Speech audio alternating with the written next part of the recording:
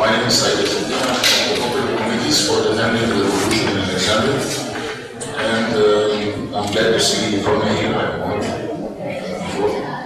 What I'd like to ask about is, you've been talking about this, speaking about this. They have planned state evaluation from the true mobilizers and inside the process of random detentions now. And I'd like to focus on this case because she mentioned the case of Khaled Said, one of the people who mobilizes people by these dates executives.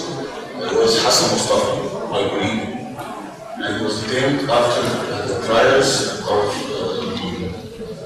the killers of the demonstrators in Alexandria, where when they kidnapped young people, teenagers, and he just went to the general attorney of Alexandria in order to claim about this, and I was with him and many other activists, and they kidnapped him himself. And he has been accused of slapping a prosecutor, fake accused, and he's been in prison for 2 years now, stated for 2 years now, besides 3 other accusations. This is the case. I'd like to hear from her this clarification about this issue, focus on this issue. Besides, we're not away from recutting the communication facilities now in Egypt. And they're trying to do so now. They're trying to do details on activists on Facebook and Twitter. We don't have really judicial independence till now. I don't know how we can reach this. And finally, I'd like to state that, in my opinion, we're not in an Arab Spring, but in autumn. I'd like to state this an autumn. We must have all this position beside the regime, go away and be replaced with young people empowered to take hands of the power. Thank you. Well, it's good to see you. Someone from Alexandria as well. Okay, so Said has been talking about a very important case at hand now, the detention of our friend, our very famous activist Hassan Mustapha, who was arrested on January 20th, 2013 and sentenced to 2 years in civilian prison. And he was also, he had to wear the red dress code for prisoners in order to make him feel as if he's going for executed, he's to be executed. And then after we had the massive protests and he went on hunger strike, he was allowed to put in another detention cell with other prisoners. So Hassan Mustapha is a very famous activist, but he's not the only activist who is facing false legal charges. Also, Ali Abdel is a very prominent activist, has been facing charges in 3 different cases and has been facing a lot of investigations.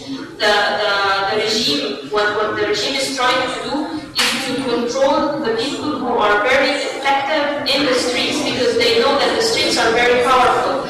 So they are trying to put more control over the people who have effect on the lower class and those. Hassan has been working on cases for workers and cases for detentions. He has been part of the protest before the revolution. He has been shot before. They tried to kill him, and now they're trying to put him in prison.